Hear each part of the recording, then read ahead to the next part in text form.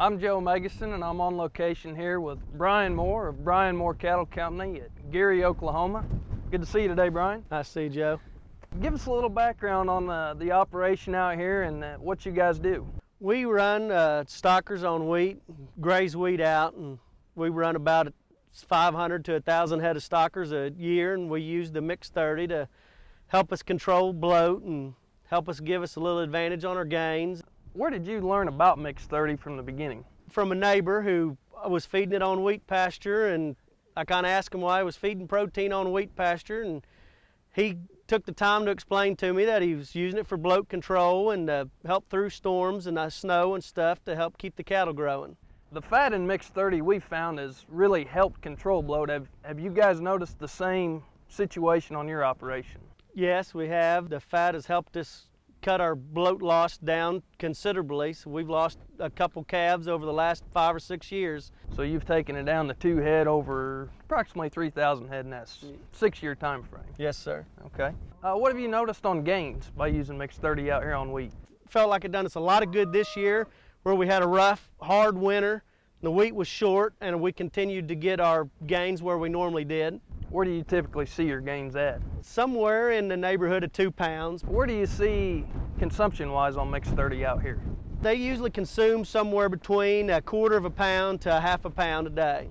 What about the health of these cattle out here? One of the first things we do when we buy new cattle is get Mix 30 put into pens, because they go right to it. They go to eating it in a hurry.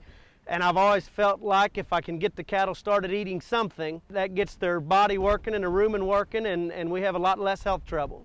From a cost standpoint, do you feel Mix 30 has been a good investment? Yes, sir, I do. For one thing, at the consumption of 1/4 pound to a 1/2 pound a day, you're only talking about 2 to 4 cents for the health and the lack of bloat and the other things that you're getting out of it. It's very cost effective. So from basically an insurance standpoint of looking at it from the bloat, you know, it's pretty negligible, plus you get the additional gains off of it as well. Yes, sir, that's kind of the way we feel. Before you started using Mix 30, what was approximately your death loss to bloat? We didn't have a whole lot, but we probably lost 1 to 2% of our cattle a year to bloat. And like I said, we've dropped it down to 2 out of 2,000 or 3,000 head. And I know that some of my neighbors, you know, they have had 5 to 10% death loss just from bloat alone. So that feed would have been a pretty good investment on their part. It would have been a very good investment. Now, one thing that people need to remember is you can't wait till the bloat's here. You need to get your cattle on the feed immediately so that it will be in their system and working when you get them out onto wheat and you start to have trouble with the bloat. That transition period of bringing them in from the sale barn, say you've got them for 30 days at the house. Yes, sir. It's important to get it there, that way they know what it is. Yes, sir. Once they get out onto the wheat. Yes, sir. Well, the reason that Mix 30 works so good on bloat and wheat pasture cattle is the fat value that's in there. Once these cattle go onto this lush grass and there's lots of nitrogen coming out of the wheat, that does create an extra amount of ammonia in the rumen. Once the Mix 30 is put into the rumen, the fat in there will help to reduce the surface tension of those gas bubbles and allow those cattle to belch off the gas and alleviate the bloat problems. Now, Brian, in your operation here, how many guys do you have helping you doing chores, the labor? It's mostly just me. My grandpa helps me some, but mostly I take care of all the cattle. You go out there once a month and fill the tubs up, and it saves a lot of time and a lot of work. Makes it a lot easier for one man to get the job done. It's sure a lot easier on the gas bill. It's a whole lot easier on the gas bill. Brian, as obviously you know, this has been a pretty tough winter. Did you feel comfortable going in knowing the wheat was short and thinking you were still going to get the gains you needed by using Mix 30 with your program?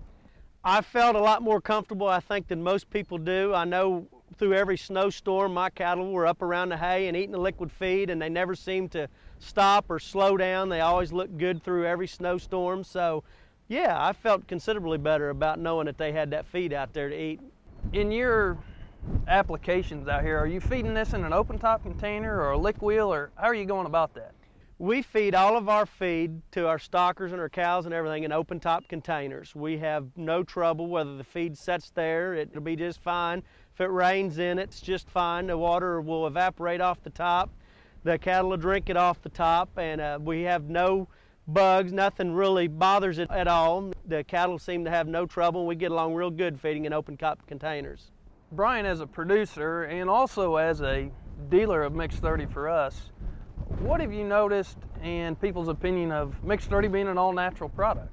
Obviously, I want it to be all natural if I use it. I don't want anything in there that's not supposed to be in there. But one of the most common questions I get asked from people wanting to know more about Mixed 30 is whether or not it is an all-natural product. So as far as selling it, my sales are helped a lot by it being all natural.